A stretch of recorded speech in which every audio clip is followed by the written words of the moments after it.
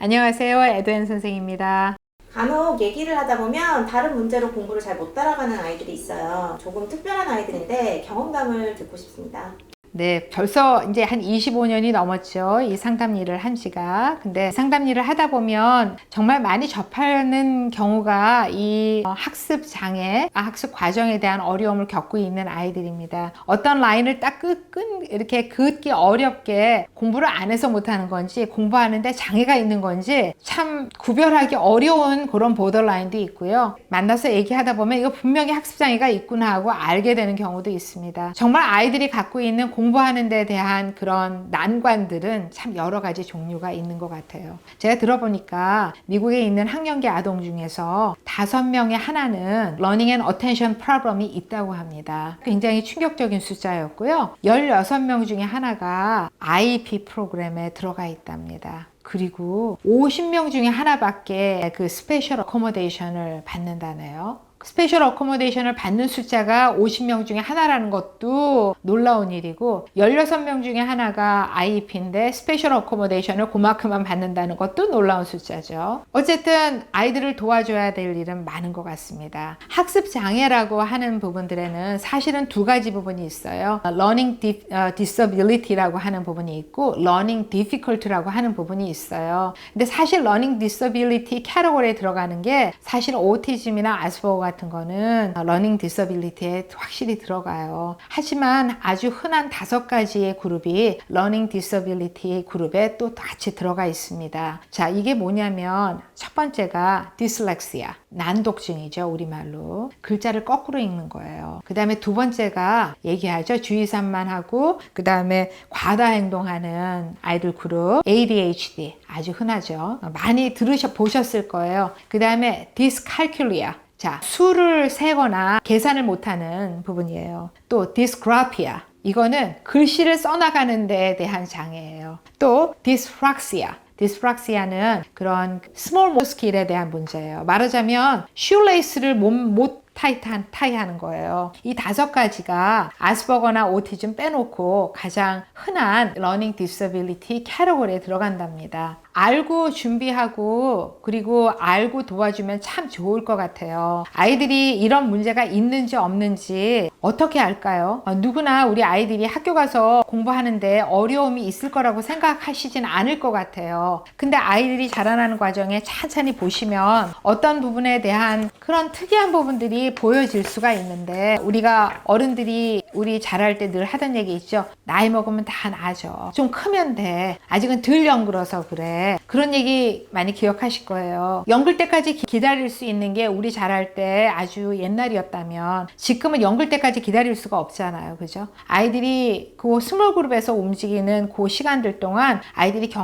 이 장애로 겪는 어려움이 너무 많은 거예요. 그래서 그 학습 장애라고 보여지는 증상이 뭐며 그 다음에 이 부분들을 어떻게 빨리 어텐션 해줘야 될까에 대해서 조금 알려드리고 싶어요. 우선은 저학년인데도 또래를 못 따라가는 학습 능력이 있다면 그거는 퀘션을 해봐야죠. 물론 읽혀도 보시고 산수 문제를 가지고 해결하게도 해보셨을 거고 또 글씨를 쓰는 것도 보셨을 거예요. 유난히 난필이는 아이들이 있을 거예요. 근데 아마 처음 생각은 그러시겠죠? 얘를 가르치지 않아서 그러나? 얘가 나아지겠지? 왜 얘는 손목에 힘이 약하지? 이런 생각들 하실 거예요. 근데 이거를 소아과 의사하고 얘기하시면서 얘기를 하셨으면 아마 미리 조금 그런 사인을 가지셨을 거고 그걸 무심하게 넘기셨으면 뭐 지나가면 나아지겠지라고 생각하실 거거든요. 이제 그러지 마시고 분명하게 이제 그런 부분들이 있으면 소스를 바로 찾아야 되고 소아과 의사하고 얘기하시고 이러는 걸 제가 꼭 권해드리고 싶어요. 아이들이 필기체를 배우고 그 다음에 스크립트를 배우는 시간들이 있잖아요. 그 시간들 보면 이게 말하자면 필기하는데 문제가 있는 아이인지 아니면 난독증이 있는 아이인지는 구분이 되실 거예요. 그리고 이제 계산을 가르칠 거 아니에요. 1, 2, 3, 4, 5부터 여러 가지 계산을 가르치겠죠. 그럴 적에 이상하게 진행이 안 되는 아이들이 있다면 이거는 디스칼큘리아가 아닐까라고 하는 어텐션을 할 필요가 있을 것 같습니다. 이게 분명하게 좀 두드러지게 나타나는 시간이 아이들이 학교를 시작하면서 이제 그룹에 들어갈 가니까 거기서부터 보이는데 어세스먼트를 하고 정식 이밸루에이션을 하는 시간이 보통 3학년이랍니다. 이 3학년 때부터 시작해서 이 평가를 하게 되면 아이들이 스페셜 어코모데이션을 받고 학교는 얘네들을 따로 케어하게 되거든요. 그렇게 해서 아이들이 학교 안에서 너무 좌절감 갖지 않고 또래랑 어울리지 못하고 그리고 계속 자기도 모르는 그런 실망감 같은 것들을 안 갖도록 해주면 이 아이들이 정상적으로 발달하고 성장하는 데 더 도움이 될 것 같습니다. 아이들이 이 스페셜 니즈가 있을 적에 그러면 내내 평생 이러고 사느냐, 이렇게 사는 아이들도 있어요. 사는 사람들도 있어요. 그래서 미국에 정말 많은 숫자의 사람들이 이런 어텐션을 못 받았기 때문에 그저 나이가 들어서도 읽지 못하고 난독증이나 아니면 난서증이나 아니면 난산증 같은 것들을 겪으면서 평생 살아가는 사람들도 굉장히 많답니다. 하지만 학기 중에 학교 다니는 동안에 이런 부분에 대해서 잘 서비스를 받고 정상적으로 잘 진학하고 프로페셔널이 되면 문제 없죠. 우리 대표적인 유명한 사람 있잖아요. 스티븐 스필버그 감독. 네, 아주 유명하죠. 아스퍼거 신드롬. 네, 그래서 아스퍼거라는 오티즘 스펙트럼 중에 하나인데 이 부분들이 사람들한테 많이 알려지기 시작했어요. 저의 observation 중에 하나 이런 게 있어요. 이 학생들은 자기가 갖고 있는 그 어텐션의 문제나 이런 부분만 극복하면 아주 또 독특하게 자기의 인트레스트에 대한 부분들은 더 잘하는 부분들이 있어요. 그래서 그 인트레스트를 키워주잖아요. 그러면 이 학습장애 문제가 그냥 없어져요. 그냥 적응이 돼요. 왜냐면 나는 이렇게 공부하니까, 나는 이렇게 학습하니까.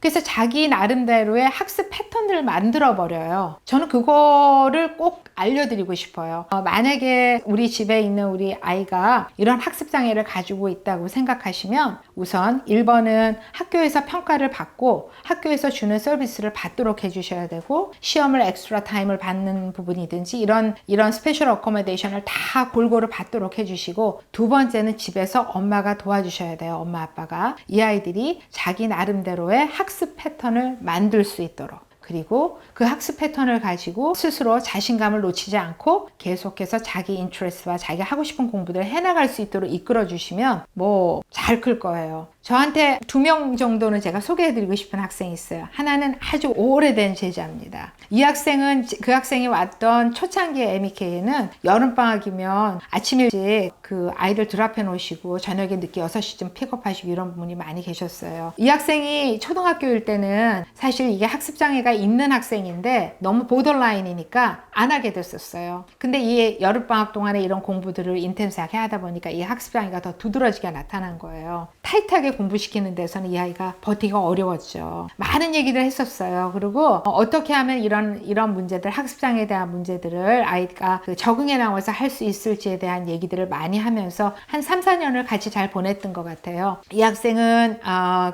스페셜 어코모데이션 받아서 ACT 시험 받고요. 한 32점 정도는 했던 것 같고, 이 학생 러컬스 아너스 칼리지 가서 2년 동안 공부 잘하면 메디컬 스쿨로 갈 수 있는 프로그램 받아서 지금 아마 의사돼 있는 것 같습니다. 최근에 있는 학생 중에 하나는요, 5학년 때 라이딩 클래스 넣어놓으니까 결국은 이 난서증이 있었던 거예요. 난서증도 있고 또 동시에 그런 ADHD가 같이 있었어요. 근데 엄마 모르셨어요. 왜냐하면 학교에서 이런 부분이 두드러지지 않았으니까 엄마가 아실 수가 없었는데, 저희들이 스몰 그룹이니까 그게 그냥 두드러지게 나타나는 거였죠. 제가 어머님께 이 부분에 대한 스터디 말씀드렸고, 왜냐하면 작은 그룹에서 따라가기 어려웠거든요. 프로그램 1대1로 바꾸고 이 부분에 대한 리서치 하시게 하고 의사 찾게 하고 그렇게 했어요. 의사 선생님하고 얘기하고 지금 학교에서 스페셜 어코모데이션 받고요. 최근에 발견했어요. 이 학생이 얼마나 코딩 좋아하는지. 왜냐하면 이 학생 수학을 되게 잘했거든요. 그래서 이 학생이 앞으로 쭉 공부해 나가는 부분에 대해서 우린 계획이 잘 잡혀 있어요. 그죠? 이렇게 그 난서증이 있는 부분에 대한 거는 이렇게 해결하고,